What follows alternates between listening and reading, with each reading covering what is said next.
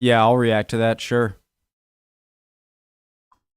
Hey guys, I'm always surprised when I look up the populations of Scandinavian countries, uh, Finland, and Baltic countries as well. I'm always surprised how low the populations are. I live in the smallest state in the United States, Rhode Island, and we have a bit over 1 million people. But we are tiny. I love true size of Sive. If you guys have never visited this, I think it's really interesting. If you want to fast forward to the start of when I start the reaction, that's up to you. Go ahead. But if I type in Rhode Island, our beautiful flag there, that's us right here. And we have a bit over 1 million people. 1.112, so call it 1 million. And look at how we are dwarfed by these countries. So I am always surprised at just how few people live in these places. Let's find out why. Geography by not Geoff, Jeff. Preemptive like, original link top of the description if you want to check it out on your own. My name's Connor if you're new. Let's go. Of the continent are 3 countries: Estonia.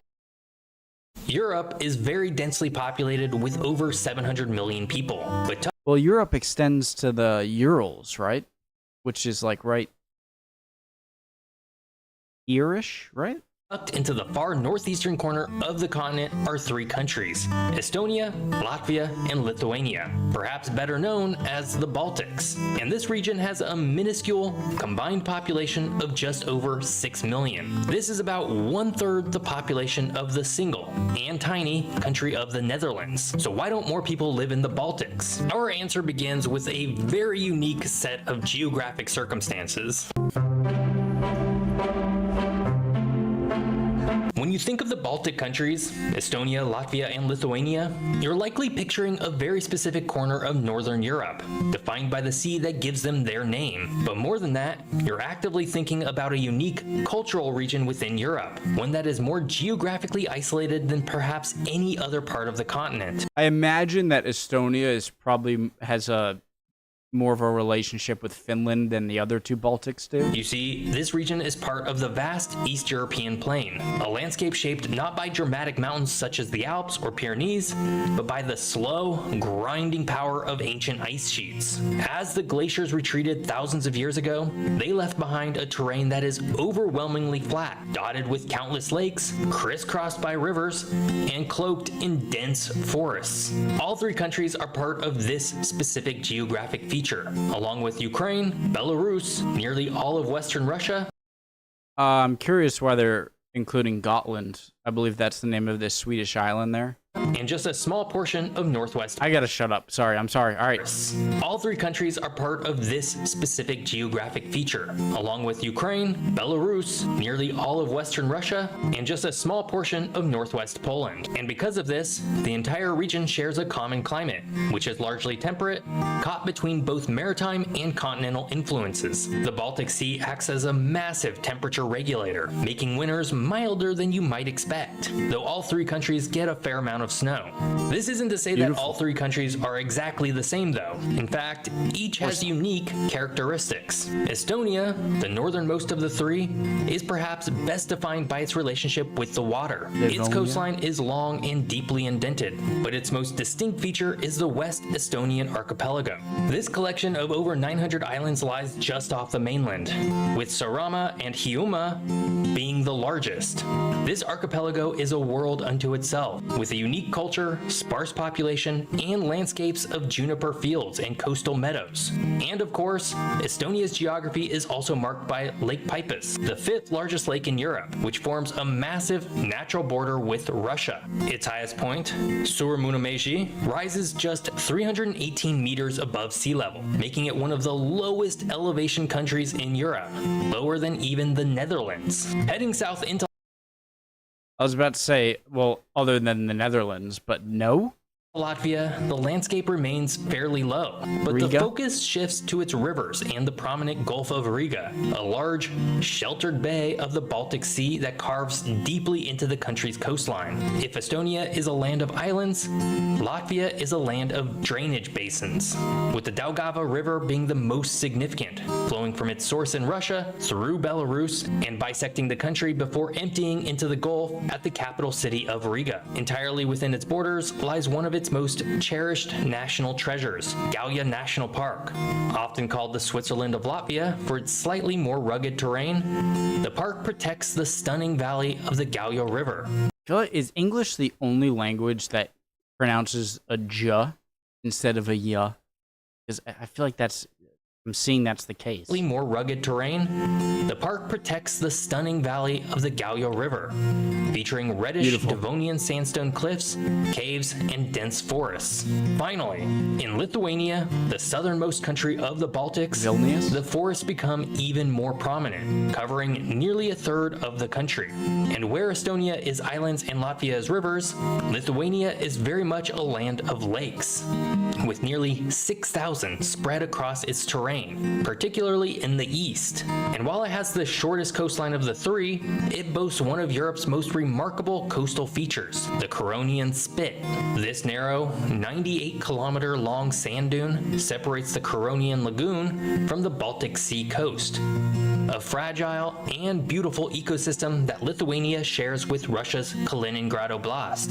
The Baltics share an incredible geography, and while they're all connected and all share similar traits as their neighbors, each is also unique in its own way. For this reason, it's perhaps a bit unfair to lump all three countries with each other constantly as a single regional unit called the Baltics. But then, if it's not necessarily geography that binds them together, their shared history certainly does. Just as Estonia, Latvia, and Lithuania forged their own unique paths, many of you are likely forging your own. Sponsor. I've heard of the term Livonia in history, I think mainly with wars between Sweden and Russia. And so I'm not sure how much of that covered. Guys, fast forward if you want, but I'm watching their video. If you watch the sponsor with me and you're interested in what the sponsor is and you want to buy it, just make sure to use the Geography by Jeff links, original link top of the description, please, guys. Latvia and Lithuania forged their own unique paths. Many of you are likely forging your own as entrepreneurs and creators. And while you could navigate the complex world of business formation all by yourself, that means you're not putting value on your most important asset as a business owner, your time. That's where today's sponsor, Taylor Brands, comes in. Taylor Brands is a business builder with everything that you need to guarantee your business is set up for success. And a crucial step for many is forming an LLC, which separates your personal assets from your business assets. Believe me, this is so important, and Taylor Brands makes it so easy. But also, when you register with Taylor Brands, you don't just get an LLC. You get an entire dashboard of tools that will guide you to grow your business with confidence. This includes a free business plan, a business coaching program, access to legal documents, tools for invoicing and bookkeeping, and even a logo, website, and business card designer. It's an all-in-one platform that helps you achieve your business goals faster and smarter. So check out Taylor Brands and get 35% off using my link in the description. Not only will you get 35% off, but it'll also show the sponsor that he is helping them out. A dark and devastating shared history. There are a lot of bad blood with Soviets. Estonia, Latvia, and Lithuania do not have and Polish Lithuania and Sweden, maybe. The nicest, easiest, or most enviable of histories. And Germany. In fact, these three countries have been raided, warred with, and conquered countless times throughout history, spanning from the Middle Ages all the way into the modern era. But make no mistake, while these three are often grouped together, their paths to the present have been distinct and different. Yet your architecture is so beautiful. So beautiful. Often grouped together, their paths to the present have been distinct and different. Yet repeatedly, they've also been forced together by the ambitions of larger powers. But let's go all the way back to the ancient peoples who lived in the Baltics. The ancient history of each country, or the precursors of them, began on separate tracks. In fact, the ancestors of modern Latvians and Lithuanians were Baltic tribes, while Estonians actually descended from Finno-Ugric peoples, something that becomes much more. That makes sense, but interesting how Estonia, like I know with Finland and Hungary, I believe Finland and Hungary are the only two countries in Europe who have languages. Their main language is not Slavic, nor Germanic, nor Greek, nor Romance influence. It's like its own Uralic dialect, but Estonia, I don't think, is one of them. Obvious if you can tell the difference between the Latvian and Lithuanian languages and the Estonian language. Regardless, for centuries, these groups lived a largely pagan existence on the forested shores of the Baltic Sea, and they were mostly left alone by the rising kingdoms and empires of medieval Europe. This changed dramatically, however, beginning in the 1200s. German crusaders, the Teutonic Knights and Livonian Order, conquered the lands of present-day Latvia and Estonia, imposing Christianity and establishing a German-speaking aristocracy that would dominate the region for centuries. This is where things get a little weird though, because the Teutonic Knights and Livonian Order weren't really countries in the traditional sense. It was more of a religious institution and military force held by a grand master rather than a king. It all gets a bit wonky from here. I need to shut my freaking mouth. Jesus Christ. Things German-speaking aristocracy that would dominate the region for centuries.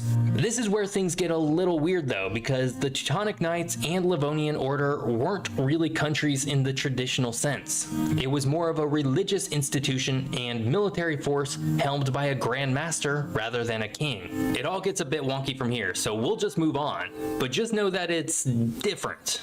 But that was just Estonia and Latvia. Lithuania's story diverged significantly. Instead of succumbing to the Crusaders, it resisted and forged the powerful Grand Duchy of Lithuania, which grew to become the largest state in Europe at the time, stretching from the Baltic Sea to the Black Sea. Through its union with Poland in 1569, it formed the Polish-Lithuanian Commonwealth, a major player in European politics for over 200 years. This divergence in histories eventually ended though. Interesting. I wonder who had control of this area. Maybe Sweden. Politics for over 200 years. Germanic. This divergence in histories eventually ended though. The rising power of the Russian Empire and the Kingdom of Sweden led to centuries of conflict fought across Baltic lands. By the late 1700s, through a series of wars and partitions, the Russian Empire had absorbed all three territories. For more than a century, they were provinces of a vast empire that sought to impose its language and culture, a policy known as Russification. Yet this period of shared domination similar to like the United States Manifest Destiny, I see as Russification. Also planted a policy known as Russification. Yet this period of shared domination also planted the seeds of a shared future. During the 1800s, all three countries began a national awakening as intellectuals and artists rediscovered their native languages, folklore, and history, forging distinct national identities in defiance of imperial rule. This was a very important period of time for the Baltics because it would directly lead to the countries we see today. But that would take one other big event to occur. The collapse of the Russian Empire during World War I provided a window of opportunity. In 1918, Estonia, Latvia, and Lithuania declared their independence, enjoying 2 decades of sovereignty. Unfortunately, this freedom was tragically short-lived. The 1939 Molotov-Ribbentrop Pact between Nazi Germany and the Soviet Union. Don't get me started on the Molotov-Ribbentrop Pact. I know Russia, the Soviets, were crucial in defeating Hitler, but you frickin' started it with invading Poland with Germany. I'm not saying they were as responsible for starting World War II as Germany, but they sure as hell didn't. I could go on forever about that. 1939 Molotov-Ribbentrop Pact between Nazi Germany and the Soviet Union secretly condemned them to Soviet occupation. What followed was one of the darkest periods in European history. First, a year of Soviet terror, followed by 3 years of brutal Nazi occupation, and then nearly half a century of renewed Soviet rule after World War II. This shared trauma, mass deportations, the suppression of culture. I can't express how much this angers me. When it comes to history, I try to keep emotions out of history because I try to look at it scientifically and learn about it as if anyone would learn about any other subject. But it's difficult because the Soviet Union lost upwards of 22 million people during the Second World War, by far the most, followed second, I believe, by either Germany, Japan, but I think China was second. That can be said while also saying that I can't believe the Soviets signing the Molotov-Ribbentrop Pact with Germany instead of saying just like, although there was appeasement with France and Britain, I'm not letting them off the hook, like Chamberlain and others off the hook, okay? But instead of saying, yeah, we're against Nazi fascism as well, and if you try and go into Poland, we, along with the UK and France, will also declare war on you. No. They said, hey, yeah, we'll join in.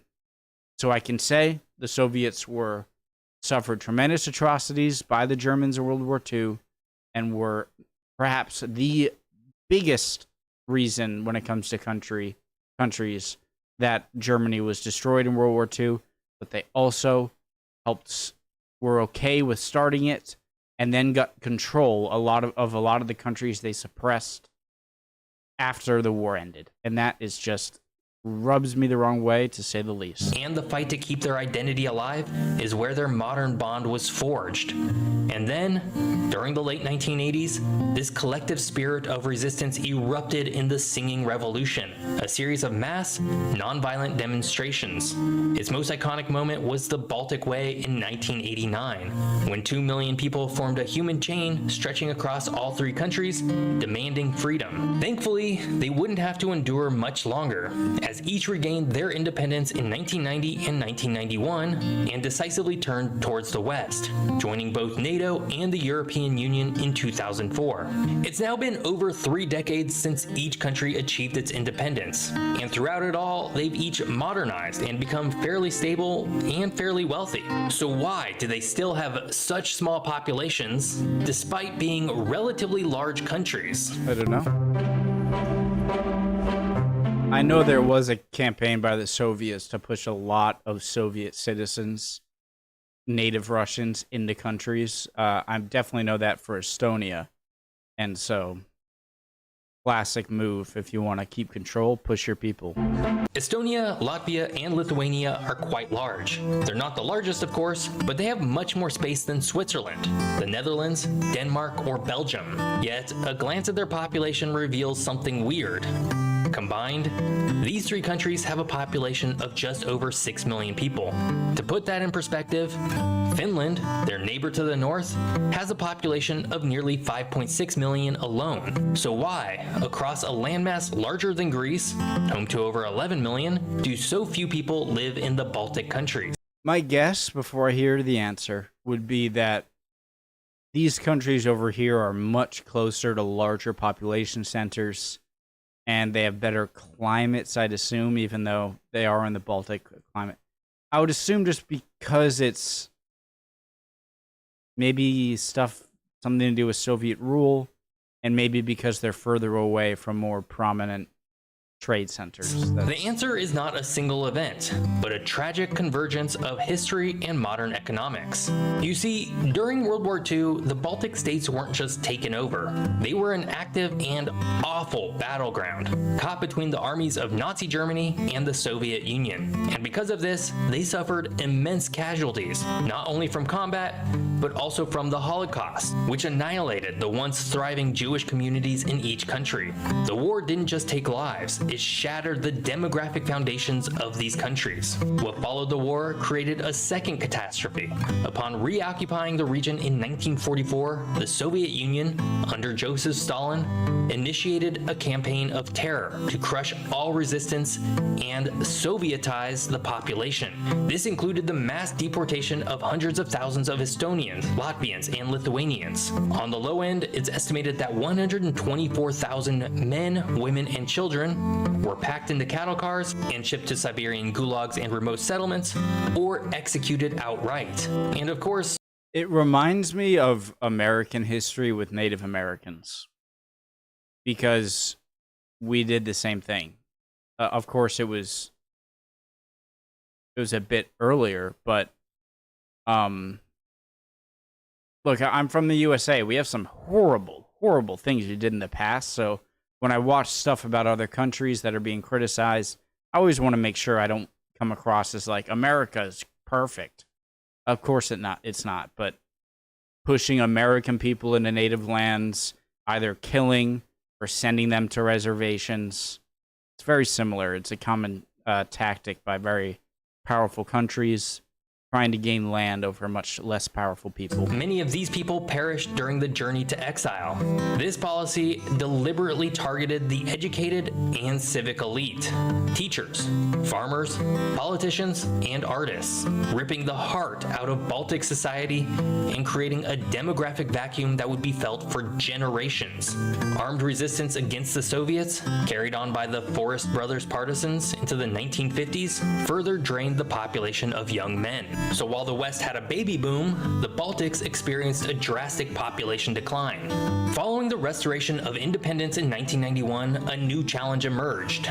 The transition from a centrally planned communist system to a market economy was difficult. While ultimately successful, the 1990s were a time of economic hardship and uncertainty. There simply wasn't enough capital and money interested in the region to spur an economic resurgence in the same way that East Germany had. And so, people continued to suffer, and the population remained small. And then, when the Baltic states joined the European Union in 2004, the population began to change again.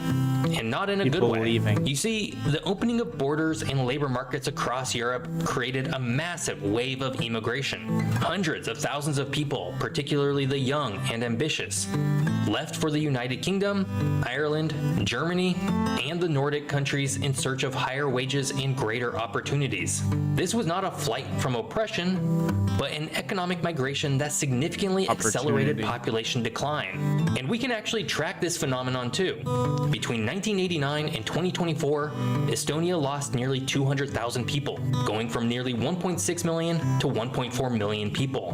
Latvia went from 2.7 million to under 1.9 million. And that doesn't even do justice to the damage of the population decline, is that population decline was a lot of the drivers of economy, the younger people, late teens, 20s, early 30s. And Lithuania went from 3.7 million people to 2.9 million. All told, over the last 3 decades, the Baltics have lost 1.8 million people. That's a huge amount for countries that are already small. And to compound the issue, like much of the rest of Europe, the Baltic states have also experienced low birth rates for decades, often falling below the replacement level of 2.1 children per woman.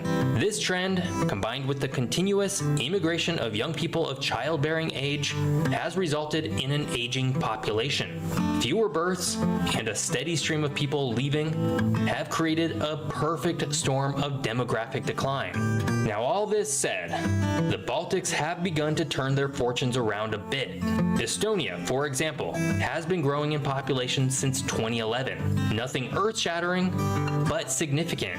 Lithuania has also been growing since 2020. Only Latvia has yet to record a population growth since 1989. But given the trajectory of its siblings, it's probably due to begin one any year now. So unlike Finland in the north, which maintained its sovereignty after World War II, The Baltic countries endured half a century of population-crushing Soviet policy. This, combined with the modern economic reality of EU migration, is the primary reason why these three countries have such a small population today, despite being an otherwise very modern European country to live in. And so there you have it, a combination of historic and brutal oppression, combined with modern economic poles, has put all three countries on the losing end of population growth. But here's the good news.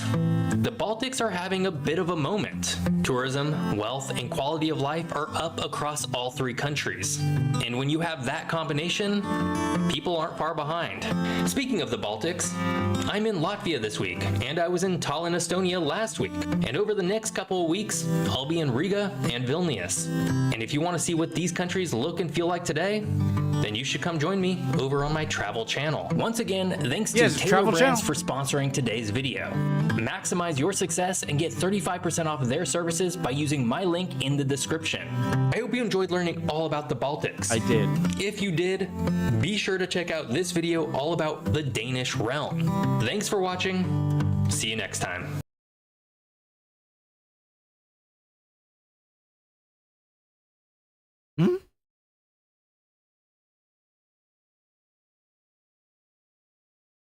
So guys, great video, Geography by Jeff, great channel. So in the good news towards the end, obviously the bad news of there being a lot of oppression, especially during and facing so much adversity, to put it lightly, with Soviet influence and then World War II, and then being such a new country. Very ancient history, but becoming a very new country in the early 90s after the Soviet Union collapse. And then, of course, when the Soviet Union collapses and you don't have the Soviet control over those countries, and then you enter the EU, then a lot of young people are, of course, going to go and try to move to other places in the EU, to be able to make the best of their lives. But I would say that it is far from hopeless, as Jeff said towards the end of the video, and that as people started leaving because of the lower standards of living and lacking of good paying jobs right after the collapse of the Soviet Union, and being able to go after being in the EU to other countries, as these countries, the Baltic countries, are recovering, now a lot of people who are going to be very educated might now see the Baltic countries as a great place to reverse back to, or even if you weren't formerly from the Baltic countries, to move to, because now they have the infrastructure and there might be lower prices for a lot of things. And so, yeah, great video. Love you all. Hope you're all doing well. Would love to hear anyone's comments. I always want to say, I hope I never sound too confident. I'm one person.